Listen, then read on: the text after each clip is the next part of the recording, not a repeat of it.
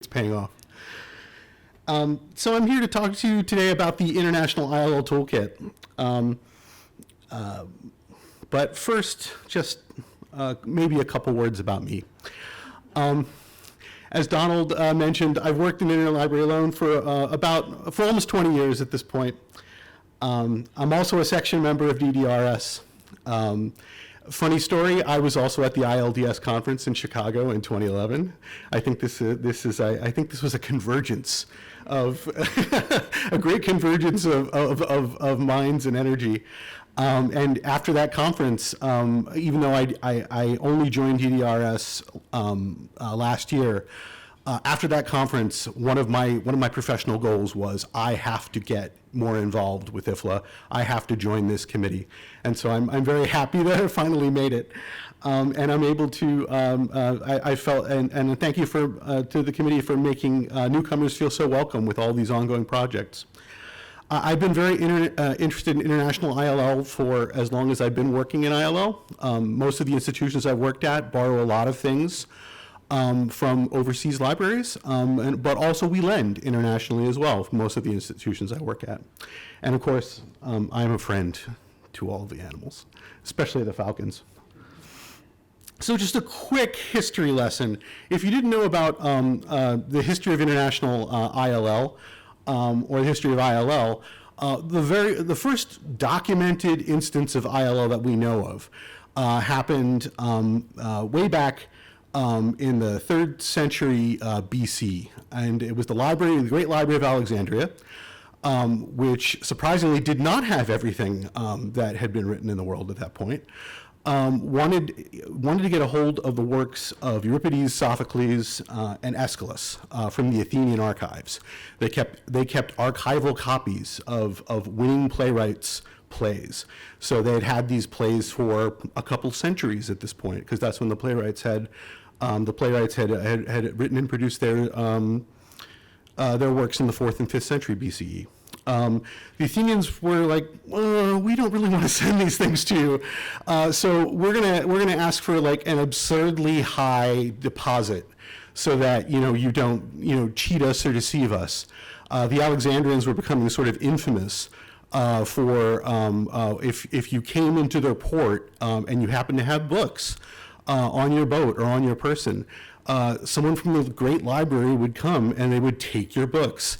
And then they would whisk them off to the library. Librarians would copy them, and then you would get the copies, and the Alexandrians would keep the originals and add them to their collection. So the Athenians thought, okay, we don't feel good about this, so we're going to ask for a lot of money. They asked for the equivalent of $250,000 in silver as the deposit.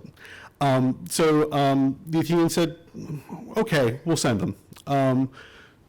True form, the Alexandrians copied the plays, sent back the copies and not the originals, and forfeited $250,000 in order to do that. It's unfortunate that our earliest recorded, documented ILL transaction went this way. But there are some lessons to be learned here, and we'll come back to this at the very end of my talk. One is that no one library can own everything, even the Alexandrians. Another point is that international ILL is not for the faint of heart.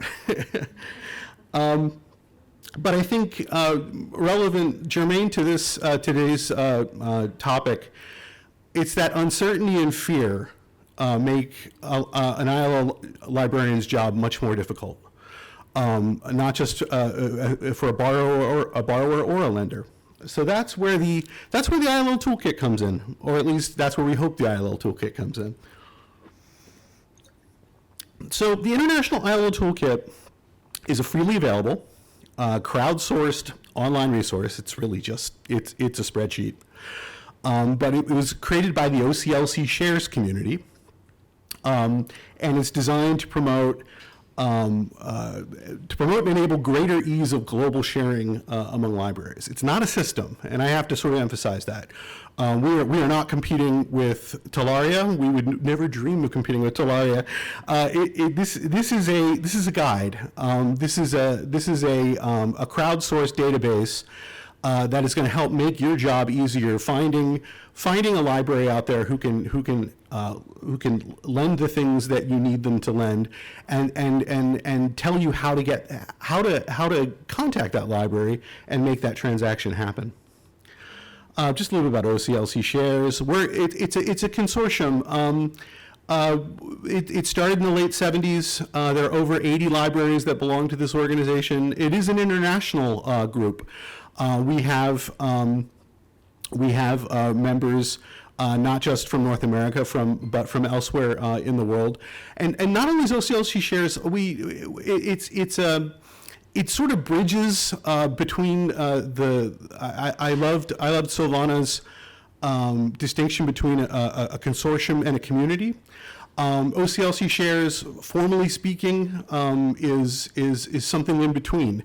We have agreed upon standards about how we should deal with one another. So we give each other a higher level of access. If a Shares member comes to another Shares member's library, we promise to treat them as if they were our own library patrons. We also agree to expedited forms of service. We agree to lower costs. If we do charge for our interlibrary loan services, we agree to lower those costs. And we also agree to share a little bit more, so especially in terms of special collections or items that we wouldn't normally lend to another library through ILL. If we are Shares members, sometimes we will go that extra mile in order to make that loan happen. So if you want to learn more about Shares, there's a link there. But the International ILL Toolkit is about people and about communities. These three people really are this is the brain trust that hatched this egg that became this beautiful falcon that is the International ILL Toolkit. Lapis Cohen, who works in the ILL office at University of Pennsylvania, where I'm head of Access Services. Brian Miller, who is head of Interlibrary Loan at the Ohio State University. And Dennis Massey, who is works at OCLC, and has helped work with Shares to help cultivate this sense of community that inspires us to do things like this, projects like this.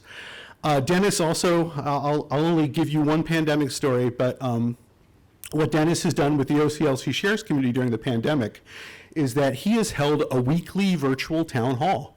And in which case, once a week for about an hour, Shares members are invited to come and join this virtual forum, talk about what's going on in their lives, what's going on at their libraries, what progress they're making, what their hopes are, what their fears are. It's generally a great place for people to compare notes across libraries and see what other people are up to. How is everyone coming out of the pandemic? How is everyone reacting to it? What trends are they seeing? And Dennis has kept this community going, and we still meet weekly virtually. I'm missing this week's meeting, but I think it's for a good reason. I'm here giving this presentation, so I hope you'll forgive me. But there's also another important ingredient to the International ILL Toolkit, and that's all of you. Because the toolkit is a collection of lenders and a collection of people who are willing to lend.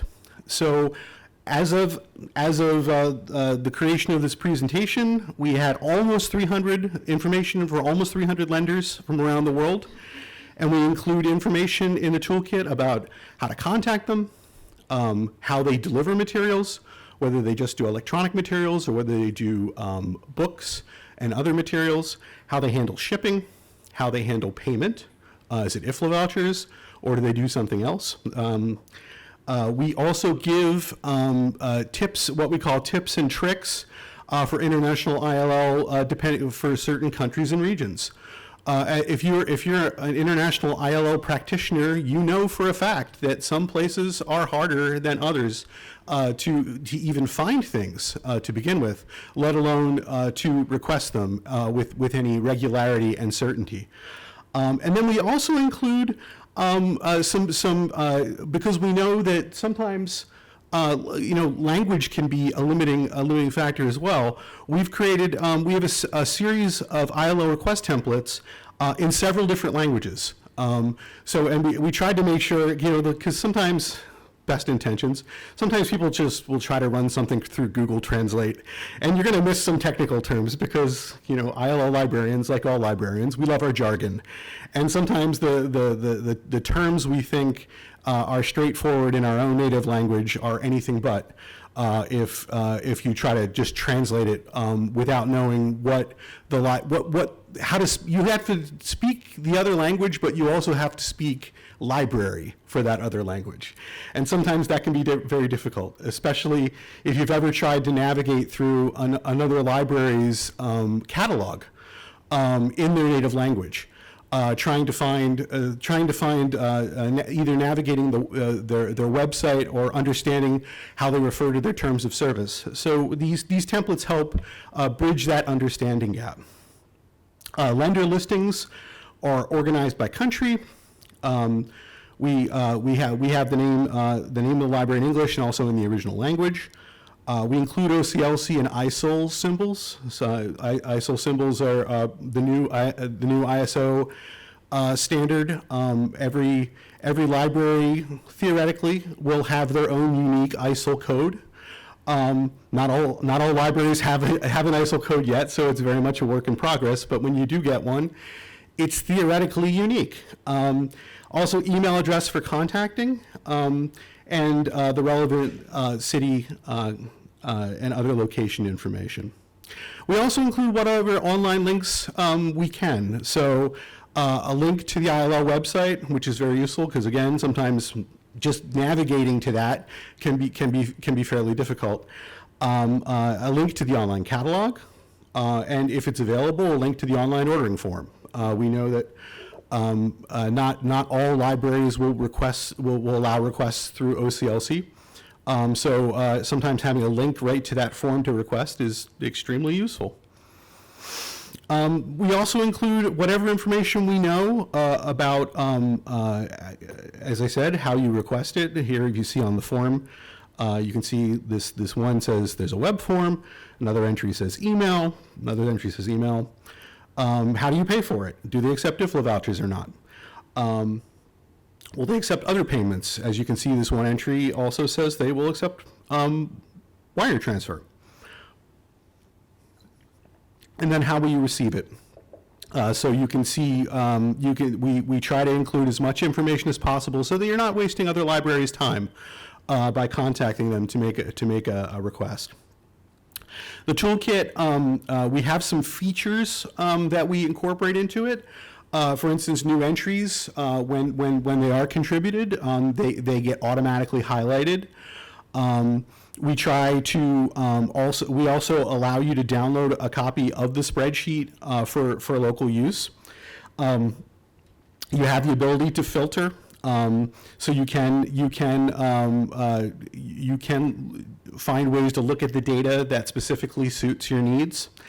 And we also have include library-specific tips. So not just down to the country or region level, but sometimes some libraries have very particular ways of how they want to deal with the resource sharing world, in which case we will include that information to help you along the way. If you want to add to the toolkit, there is a form. There is a link. At the end, you're going to get a QR code that's going to let you actually go, check out the International IL Toolkit. But if you're looking in there and you look up your institution, your institution may already be in there. I believe the Qatar National Library already has an entry in there. But if you look in the toolkit and you realize either you're not there or your information is not properly represented, there is a form that allows you to update that information or add the information to the toolkit.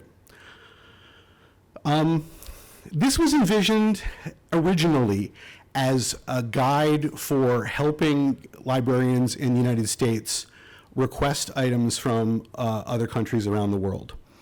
But when this work began, it became almost immediately obvious to everyone that this should be a two-way street. that not only should this be a guide for American libraries getting better ILL from the rest of the world, but this should be a guide that will help the rest of the world access the resources and resource sharing operations of libraries in the United States. So what we now have is that we have a U.S. lender section that we are actively adding material to.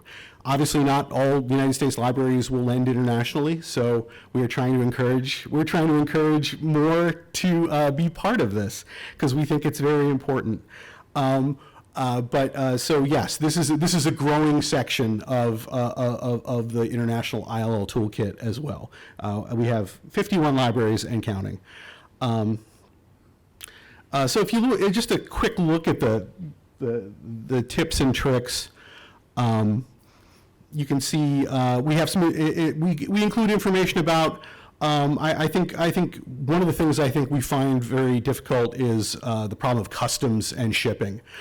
So if there are any specific customs and information, I'm looking in your general direction, Donald, because I always think of Canada when I think of any customs issues with shipping library books. No offense, I know you're not personally responsible for it, but I know my ILL librarians have always been concerned about getting a bill for shipping things to Canada, or your libraries or Canadian libraries getting a bill for accepting books that are not properly labeled.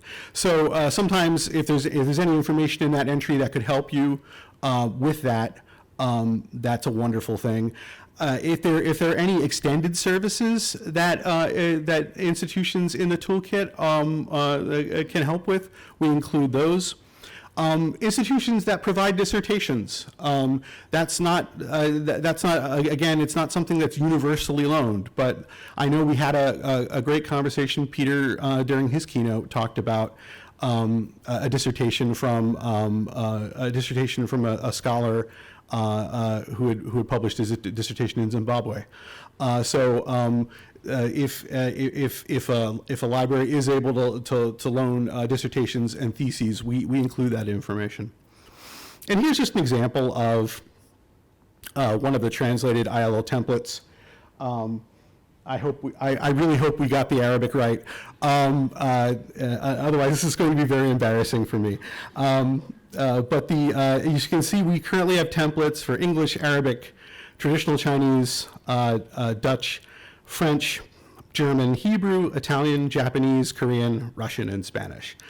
So what we would love to have templates for any language that's not currently represented here.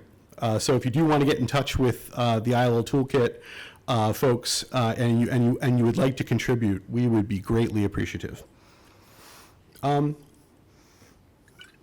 kind of have a standing rule to always include a picture of one of my children in my presentations, and so this is my daughter, Andriana.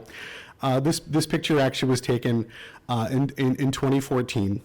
She's 19 now, so she's all grown up. But this is her wearing. I don't know if you recognize it. This is Google Glass. So I had a chance to experiment with it when I was working at Yale, and we were doing a little bit of work with experiential learning and virtual reality and AR technology. So I get to bring it home, and she loved playing around with it. But this is my royalty-free graphic for looking towards the future. But so what are the future plans for the toolkit? Obviously, we want to add more entries. We would like to have this to be as comprehensive as possible. We are currently partnering with ALA Rusa Stars, the former organization I chaired. They have an international ILL committee, which actually does some liaison work with DDRS from time to time. So we are very excited about partnering with them on that. Also, collaborating with DDRS. This is something Tina Beisch and I have discussed about how we could help spread the word of this toolkit and help market it.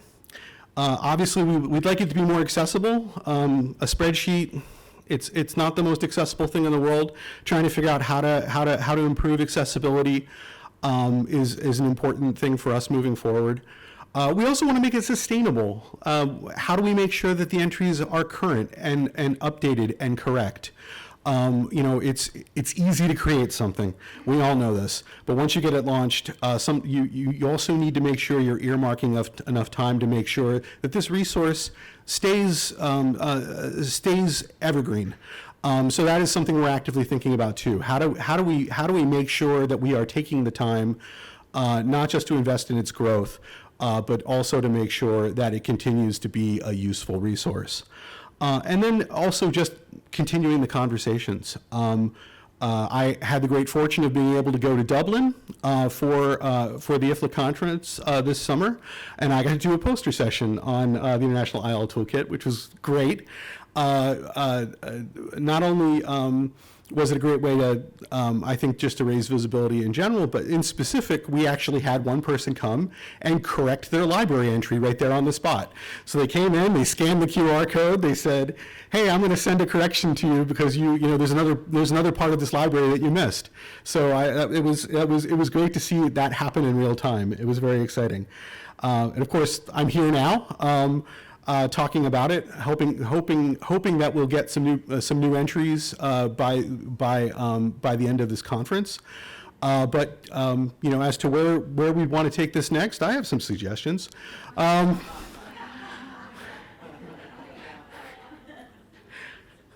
No pressure, Tina.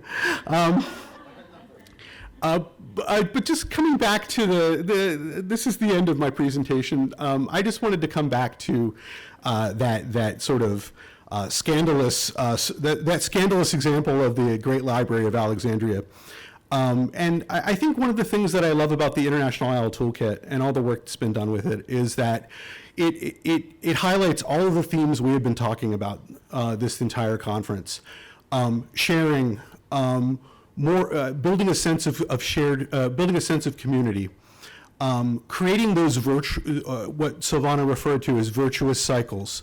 The more we give, the more we get. We live in such a we have such a beautiful profession in ILL because we don't lose energy by giving it. And the more we share, the more of the better a world we create. As Peter said in his keynote, I'm making a better world, scanning one article at a time, making a better world, sharing one book at a time, and that's what this toolkit helps us do. And I think more than anything, by sharing this information about what works and what doesn't, who's willing to lend and how to borrow from them, what we're doing is we're helping build trust. Trust that the Alexandrians did not have. I want to avoid that example. It's a cautionary tale. And I have a great colleague, Kurt Munson. He's at Northwestern University, and he has been he was also in Chicago in 2011 as well. Come to think of it, but Kurt is an ILL. He's one of the greats that I feel in interlibrary loan in the United States, and he always said interlibrary loan resource sharing is built on trust. It's built on trust now, and time will not change that. So I leave you with that thought. Help us build more trust. Help us further that virtuous cycle, and thank you for your time, and thanks again for having me here.